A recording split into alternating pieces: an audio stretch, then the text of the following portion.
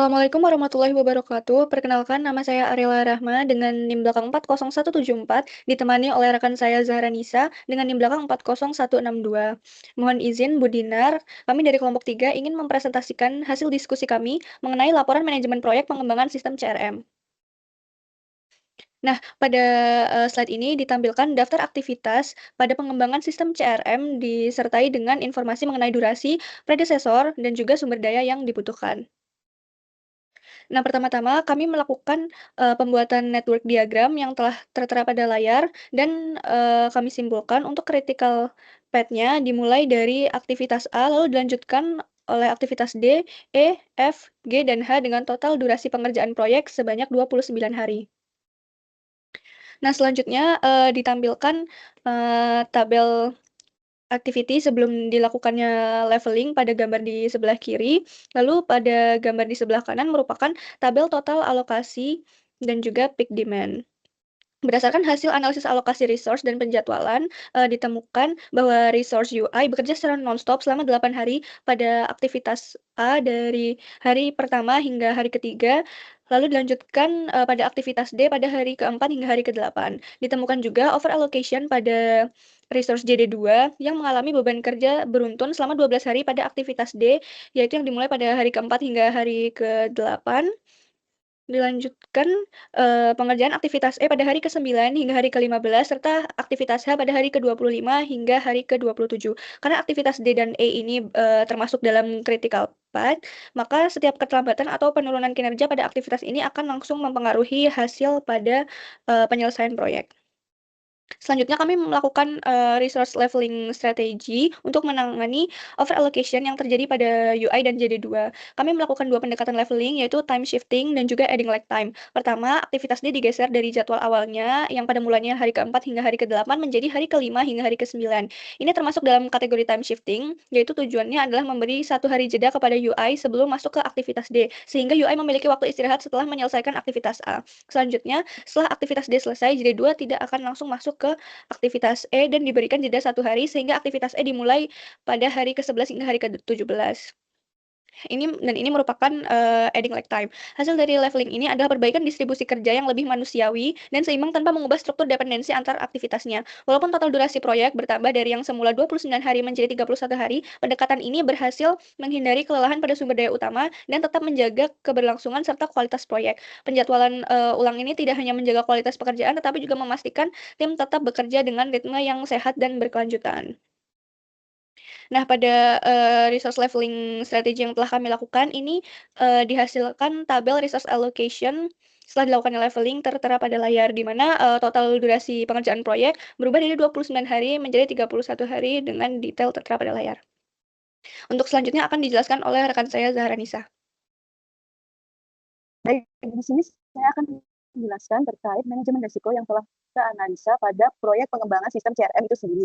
Manajemen risiko yang telah kita analisa terdapat ada 3, yaitu pertama, ketidaktersediaan sumber daya manusia, kemudian ada ketidaksesuaian dengan kebutuhan stakeholder, dan terakhir ketergantungan terhadap pengadaan ketidaktersediaan sumber daya manusia, yaitu khususnya pada UIJD2, itu terkait pada aktivitas analisis kebutuhan yang selama 3 hari, desain dan pengembangan front end selama 10 hari, serta dokumentasi selama 3 hari. Yang terjadi ketika UI atau JD2 itu mengalami sakit atau cuti dadakan dapat menyebabkan aktivitas tertunda dan jadwal untuk mencari jadwal penggantinya sulit. Kemudian pada ketidaksesuaian dengan kebutuhan stakeholder, yaitu resiko jika hasil tidak sesuai dengan harapan klien dan akibat komunikasi buruk antara klien dengan tim dapat menyebabkan revisi besar, biaya naik, dan jadwal yang sudah disusun terganggu. Kemudian ada ketergantungan terhadap pengadaan komponen eksternal, di mana bergantung pada framework atau cloud yang menyebabkan keterlambatan harga naik atau ketidaklokan bisa menghambat pengembangan integrasi dan deployment. Pada tabel sebelah kiri di gambar dijelaskan terkait skala atau skor dari resiko yang telah kita sebutkan yang telah saya sebutkan sebelumnya, yaitu ada ketidaktersediaan sumber daya manusia dengan likelihood bernilai 3 yang artinya sedang dengan dampak yang sangat besar bernilai 5 yang dengan kategori ekstrim. Kemudian ada ketidaksesuaian dengan kebutuhan stakeholder yaitu bernilai skor 3 di likelihood dengan dampak bernilai 4 yaitu besar dengan kategori ekstrim. Kemudian ada ketergantungan terhadap pengadaan komponen eksternal bernilai 3 nilai level yang berdampak sedang, yang artinya sedang, kemudian nilai 5 dampak yang artinya besar dengan kategori ekstrim. Pada tabel sebelah kanan yaitu adalah tabel mitigasi sendiri. Tabel mitigasi kemudian dibagi menjadi dua, yaitu dari pencegahan dan tindakan kontingensi.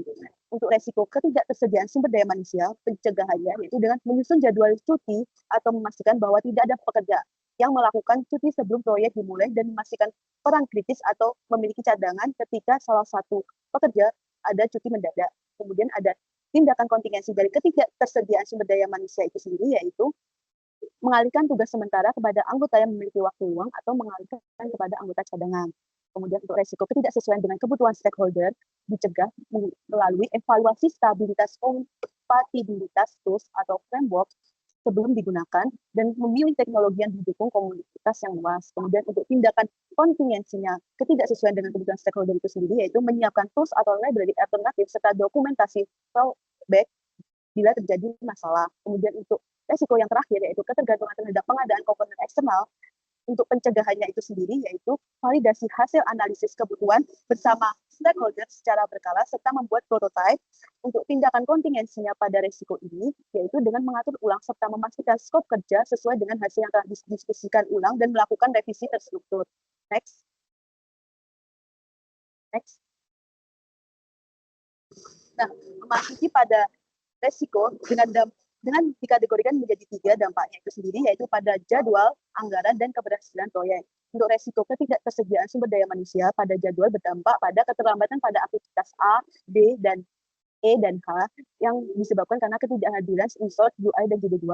Kemudian dampaknya ketidaktersediaan sumber daya manusia pada anggaran yaitu tambahan biaya tenaga kerja bila terjadi overhead akibat perpanjangan durasi pengerjaan aktivitas-aktivitas tersebut.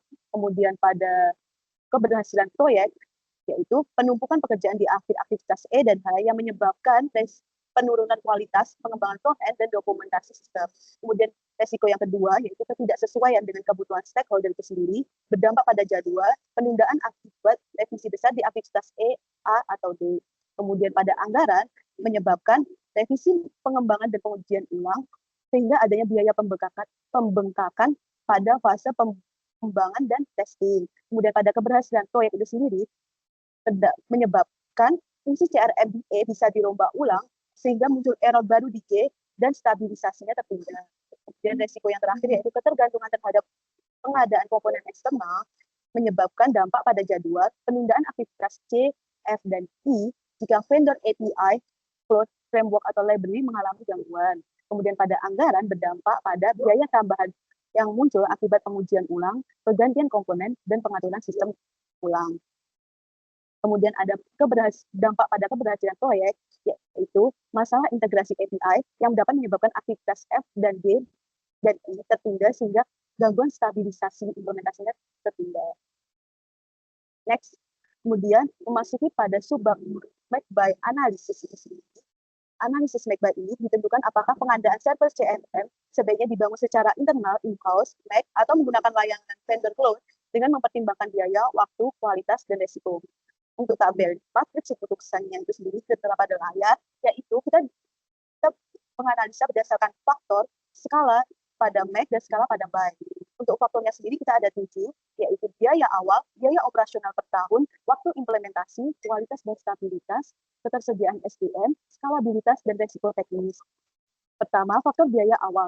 Pada make kita, untuk penilaiannya skala itu sendiri, ada 1 yang artinya sangat beresiko, 2 artinya kurang menguntungkan terhadap proyek, 3 yang artinya sedang, 4 artinya menguntungkan untuk proyek, dan 5 sangat menguntungkan untuk proyek ini. Mulai dari faktor biaya awal, itu faktor pertama, make, yaitu bernilai 2 yang artinya kurang menguntungkan, di mana pada biaya 350 juta sampai 550 juta diimplementasikan pada pembelian hardware, server, enterprise seperti Dell PowerEdge, dan lain sebagainya. Kemudian ada buy bernilai 4 yang artinya menguntungkan, di mana pada 150 juta sampai 250 juta itu diimplementasikan pada misalnya setup FEE, aktivitas cloud service, AWS, Azure, Google Cloud, dan lain sebagainya. Memasuki faktor yang kedua yaitu biaya operasional per tahun bernilai 3 yang artinya sedang, di mana untuk Mac itu sendiri biaya 50 juta sampai 80 juta diimplementasikan pada misalnya maintenance hardware, penggantian spare part, dan lain sebagainya. Kemudian untuk buy itu sendiri bernilai 4 yang artinya menguntungkan pada biaya 60 juta sampai 90 juta diimplementasikan misalnya pada langganan full service, backup otomatis, dan lain sebagainya. Tertera pada layar. Untuk resiko yang ketiga, yaitu waktu implementasi pada Mac bernilai 2 yang artinya kurang menguntungkan, di mana waktu implementasi Mac bisa di kisaran waktu 1-2 bulan. Kemudian pada buy bernilai 5 yang artinya sangat menguntungkan, di mana waktu implementasinya bisa sampai 1-2 bulan. Kemudian memasuki pada faktor kualitas dan stabilitas bernilai 3 pada Mac yang artinya sedang. Kualitas dan stabilitas Mac bergantung pada keahlian internal atau tim dari proyek pengembangan sistem CRM. Kemudian buy bernilai 5 yang artinya kualitas dan stabilitasnya sangat stabil, di mana ada keterlibatan pihak ketiga. Kemudian ada ketersediaan SDM bernilai 2 yang artinya kurang menguntungkan pada Mac karena adanya tambahan sumber daya manusia di mana 1-2 staf IT pada hardware ataupun network. Kemudian bernilai 5 yang artinya sangat menguntungkan pada buy, di mana tidak perlu penambahan yang signifikan, cukup tim aplikasi CRM itu sendiri. Kemudian masuki faktor yang skalabilitas.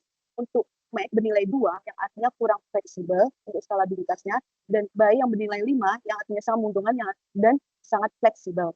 Kemudian yang terakhir yaitu faktor resiko teknis. Faktor resiko teknis bernilai 2 pada Mac yang artinya kurang menguntungkan karena resikonya lebih tinggi, misalnya pada error setup, kerusakan hardware internal, dan lain sebagainya. Kemudian pada buy bernilai sangat menguntungkan, bernilai 5, yaitu lebih rendah untuk resikonya itu sendiri karena vendor full support dan monitoringnya real time.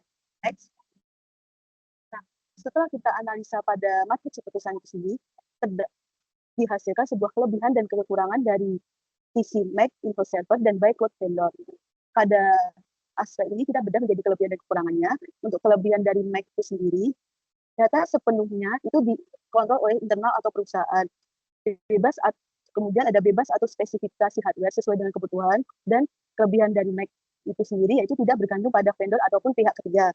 Kemudian buy memiliki kelebihan di mana pada biaya awal rendah, kemudian ada implementasi yang cepat, skalabilitas yang mudah, kemudian ada tidak perlu kelola hardware, dan adanya dukungan vendor atau pihak ketiga 24/7. Kemudian untuk kekurangannya pada Mac info server itu sendiri, yaitu biaya awalnya yang besar, butuh tim IT tambahan, kemudian ada resiko kerusakan hardware itu sendiri, dan waktu pengadaannya lama. Kemudian ada buy untuk kekurangannya, menghasilkan bergantung pada vendor jangka panjang, biaya langganan yang terus berjalan, potensi resiko keamanan data karena data tidak sepenuhnya dikontrol oleh perusahaan, tapi juga adanya kontrol dari pihak ketiga, kemudian ada biaya jangka panjang yang semakin hari semakin besar. Nah, kemudian pada Mac by Analysis ini dihasilkan rekomendasi dari analisa keputusan dan kelebihan kekurangan tersebutnya, yaitu rekomendasi dari kami didapatkan bahwa pengadaan server untuk sistem CRM lebih direkomendasikan menggunakan layanan cloud karena lebih efisien dalam hal biaya, waktu, dan risiko. Cloud itu sendiri tidak perlu investasi awal yang besar dan proses implementasinya cepat dan menawarkan keandalan tinggi melalui SLA 99,9%, dukungan teknis 24/7, serta monitoring yang real time atau otomatis. Resiko teknis pada layanan cloud itu sendiri itu lebih rendah karena dikelola oleh vendor dan tidak membutuhkan tambahan staf IT. Selain itu, cloud itu sendiri sangat fleksibel dan mudah diskalakan sesuai dengan kebutuhan. Oleh karena itu, penggunaan layanan cloud menjadi pilihan yang paling optimal untuk mendukung kesuksesan proyek CRM itu sendiri. Next. Sekian presentasi dari kami. Bila ada kesalahannya selama presentasi, kami mohon maaf. Wassalamualaikum warahmatullahi wabarakatuh.